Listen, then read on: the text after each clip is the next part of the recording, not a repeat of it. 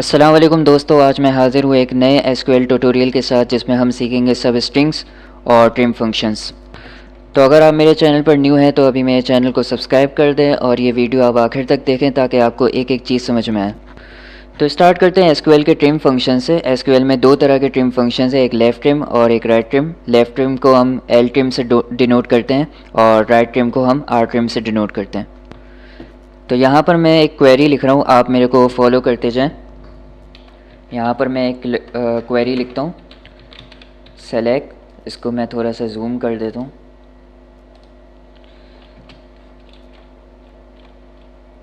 यहाँ पर मैं कोई भी टेक्स्ट लिख रहा हूँ।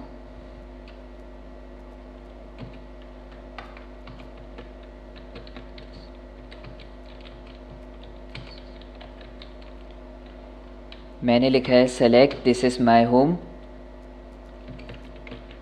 एज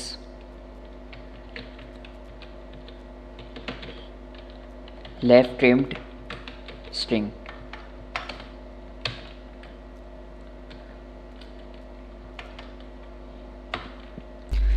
अब लेफ़्ट ट्रिम क्या करता है तो उसके लिए लेफ़्ट ट्रिम की डेफिनेशन देखते हैं। तो लेफ़्ट ट्रिम यानी एल ट्रिम की डेफिनेशन है, the L trim function removes leading spaces from a string.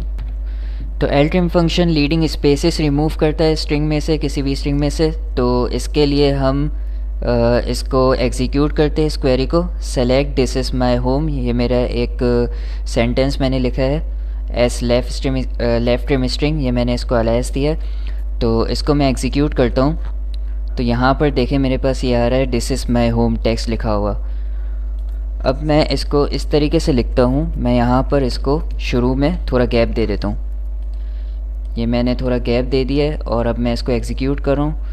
तो अब ये देखिए, ये मेरे पास जो मेरा टेक्स्ट है दिस इज़ माई होम, ये कुछ अजीब सा आ रहा है मेरे पास रिजल्ट में। ये शुरू में इसके गैप आ रहा है और फिर उसके बाद दिस इज़ माई होम लिखा हुआ आ रहा है। तो अब मैं इसमें क्या करूँगा, अब मैं यूज़ करूँगा एल ट्रिम। जो स्पेस मेरे पास आ रहा है शुरू में, उसको हटाने के लिए मैं यूज़ करूँगा एल ट्रिम। तो एल ट्रिम यानी लीडिंग स्पेसेस, यानी जो शुरू के स्पेसेस होते हैं वो रिमूव करता है। तो अब ये इसमें से ये जो लीडिंग स्पेसेस आ रहे हैं, यानी जो शुरू में स्पेसेस आ रहे हैं, इसको मैं क्वेरी को एग्जीक्यूट करूँगा तो ये वो रिमूव कर देगा। अब देखें, मैं ये एग्जीक्यूट कर रहा हूँ और ये मेरे पास जो टेक्स्ट है मेरा दिस इज़ माई होम, ये बिल्कुल सही तरीके से लिखा हुआ आ रहा है। यहाँ पर मैंने टाइप तो इसको इस तरीके से किया हुआ है, गैप दिया हुआ है शुरू में, लेकिन अगर मैंने इसको एल ट्रिम कर दूँ तो ये मेरे पास बिल्कुल सही लिखा हुआ आएगा। तो ये था एल ट्रिम। अब हम बात करते हैं आर ट्रिम की। तो इसको मैं क्वेरी को वही कर देता हूँ जो पहले थी, ये इसको मैंने इस तरीके से कर लिया। अब आर ट्रिम के बारे में देखते हैं। आर ट्रिम की सबसे पहले हम डेफिनेशन देखते हैं, फिर इसको एग्जीक्यूट करके देखते हैं। तो आर ट्रिम की डेफिनेशन है राइट ट्रिम यानी आर ट्रिम। तो आर ट्रिम की डेफिनेशन है the R trim function removes trailing spaces from a string. तो लीडिंग स्पेसेस तो हमने समझ लिया था, अब ट्रेलिंग स्पेसेस का मतलब क्या है। अब मैं ये देखें अपनी क्वेरी को चेंज कर रहा हूँ। यहाँ पर मैं दिस इज़ माई होम, ये मेरे पास टेक्स्ट लिखा हुआ है, अब मैं इसके बाद गैप दे रहा हूँ। तो ये मैंने इसके बाद गैप दे दिया और इसको मैंने एस राइट ट्रिम स्ट्रिंग लिख दिया और अब मैं इसको एग्जीक्यूट कर रहा हूँ। तो मैं इसको एग्जीक्यूट कर रहा हूँ तो ये देखें मेरे पास ये दिस इज़ माई होम के बाद गैप आ रहा है एक, ये इतना तकरीबन गैप आ रही है मेरे पास। अब मैं इसको आर ट्रिम करूँगा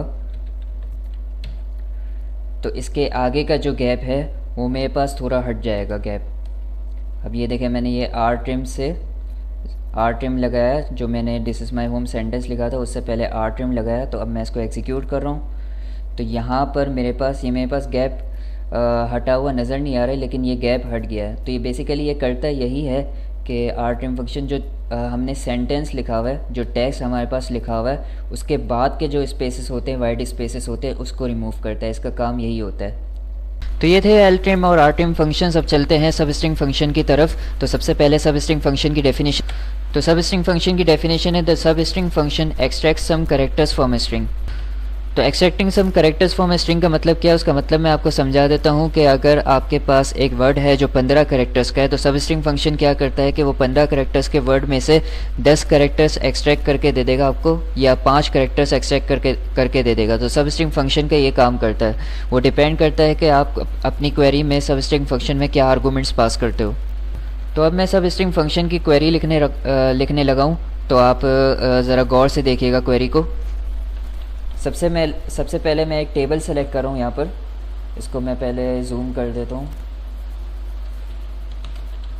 सेलेक्ट स्टैटिक फ्रॉम ऑर्डर्स, मैं एक टेबल सेलेक्ट कर रहा हूँ, ऑर्डर्स का टेबल सेलेक्ट कर रहा हूँ। इसको मैंने एग्जीक्यूट किया।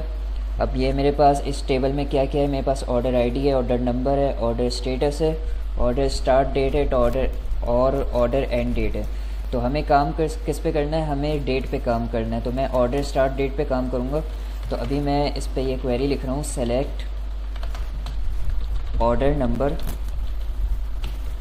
Order status, order start date,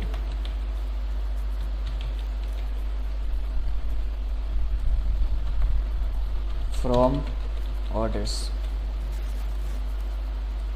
ये मैंने क्वेरी लिखी और अब मैं इसको एग्जीक्यूट करूँ। तो यहाँ पर आप देखेंगे तो ये ऑर्डर स्टार्ट डेट है, ये मेरे पास बिल्कुल सही लिखी हुई आ रही है। जो डेट टाइम का फॉर्मेट है उसमें लिखी हुई आ रही है। तो अब मसला ये है कि सब स्ट्रिंग फंक्शन है वो डेट टाइम के फॉर्मेट को एक्सेप्ट नहीं करता, वो रीड ही नहीं कर पाता डेट टाइम के फंक्शन को, बेसिकली डेट टाइम के फॉर्मेट को। तो हमें ये करना होगा कि डेट टाइम का जो फॉर्मेट है, जो इसकी टाइप है ऑर्डर स्टार्ट डेट की, डेटा टाइप डेट टाइम, उसको हमें कन्वर्ट करना होगा दूसरी डेटा टाइप में। तो उसको मैं अभी आपको करके दिखाता हूँ। तो अभी तो आपको ये समझ में आ रहा होगा, ये ऑर्डर स्टार्ट डेट में ये जिस फॉर्मेट में ये डेट लिखी हुई है, डेट का फॉर्मेट तो आपको समझ में आ रहा होगा। ये ईयर है पहले, फिर उसके बाद मंथ है और फिर उसके बाद डे है।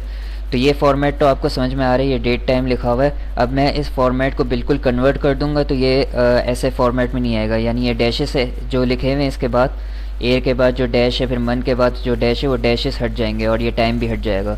तो अभी मैं इसको कन्वर्ट कर रहा हूँ। अभी मैं ये जो मैंने ये क्वेरी लिखी है इसी को ही मैं ऑल्टर कर रहा हूँ। तो मैंने यहाँ पर लिखा कन्वर्ट, और फिर जो मुझे टारगेट टाइप चाहिए मैं इसको varchar में कन्वर्ट कर रहा हूँ, varchar 20। और कौन से कॉलम को मुझे वो कन्वर्ट करना है, मुझे ऑर्डर स्टार्ट डेट को कन्वर्ट करना है। और मैं इसको कर रहा हूँ 112 बेसिकली यही फॉर्मेट होता है, ईयर मंथ और फिर उसके बाद डे। लेकिन ये डैशेस के साथ नहीं आएगा, डैशेस के बगैर आएगा। और फिर इसके बाद मैं कॉमा डाल के अब मैं अपना सब स्ट्रिंग फंक्शन लिख रहा हूँ। मैंने लिखा सब स्ट्रिंग फंक्शन, और मैंने क्योंकि मुझे सब स्ट्रिंग फंक्शन में भी कन्वर्टेड चाहिए ये, तो क्योंकि वो ऑर्डर स्टार्ट डेट का जो ओरिजिनल डेटा टाइप है उस पर काम नहीं करेगा, तो मुझे कन्वर्टेड चाहिए। तो मैं इसी को ही कॉपी करके मैं पेस्ट कर रहा हूँ। फिर उसके बाद मैं कॉमा डाल रहा हूँ। अब मैं लिखूँगा कि मुझे कहाँ से स्टार्ट करना है, कहाँ से मतलब एक्सट्रैक्ट करना है, स्टार्ट करना है। तो मुझे यहाँ पर आप अगर देखें इसको, तो ये 1 2 3 4 नीचे, फिर उसके बाद 1 2 3 4 ईयर में 4 कैरेक्टर्स हैं, फिर उसके बाद डैश है। तो कन्वर्ट हो गई है डेटा टाइप। तो कन्वर्टेड डेटा टाइप में ये डैश नहीं आएगा, तो डैश को इग्नोर करके फिर ये पाँचवें उस पर क्या बोलते हैं, ये मंथ शुरू हो रहा है। तो मुझे मंथ चाहिए, तो मैं स्टार्ट लेंथ लिखूँगा, मैं अपनी 5 लिखूँगा। और मुझे तो क्योंकि मंथ में 2 कैरेक्टर्स हैं, तो मैं इधर 2 कैरेक्टर्स लिखूँगा। जो लिमिट है मेरी वो 2 कैरेक्टर्स की है, क्योंकि मुझे 2 कैरेक्टर्स चाहिए, तो मैंने 2 कैरेक्टर्स लिख दिए यहाँ पर। और इसको मैंने राउंड ब्रैकेट से क्लोज़ कर दिया, एंडिंग ब्रैकेट। और अब मैं ये अपनी क्वेरी एग्जीक्यूट करूँ तो यहाँ पर मेरे पास देखें, ये मेरे पास मंथ आ रहा है। अच्छा, मैंने इसको ऊपर अलायस नहीं दिया, तो यहाँ पर कुछ कॉलम का नेम नहीं लिखा हुआ आ रहा। मैं इसको देता हूँ एस। ये हमारी ऑर्डर स्टार्ट डेट है और ये हमारा ऑर्डर स्टार्ट मंथ है। ठीक है, अब मैं इस क्वेरी को दोबारा एग्जीक्यूट कर रहा हूँ। तो यहाँ पर अब देखें, ये मेरे पास ऑर्डर नंबर आ रहा है, ऑर्डर स्टेटस आ रहा है, ऑर्डर स्टार्ट डेट आ गई। ये अपने ओरिजिनल फॉर्मेट में नहीं आ रही, क्योंकि ये डेट टाइम फॉर्मेट में नहीं है, ये varchar के फॉर्मेट में। तो ये इसीलिए ऐसे लिखी हुई आ रही है। और मेरे पास उसके बाद जो मुझे ऑर्डर स्टार्ट मंथ चाहिए था वो मेरे पास मंथ आ गया है सब स्ट्रिंग के फंक्शन से। तो ये है सब स्ट्रिंग फंक्शन। उम्मीद करता हूँ जो कुछ भी इस वीडियो में आपको बताया गया वो आपको सब समझ में आया। और आपको अगर ये वीडियो अच्छी लगी तो प्लीज़ इस वीडियो को लाइक करें, इसको ज़्यादा से ज़्यादा शेयर करें और मेरे चैनल को ज़रूर सब्सक्राइब करें ताकि आप मेरी ऐसी भी और भी वीडियोस देख सकें। शुक्रिया।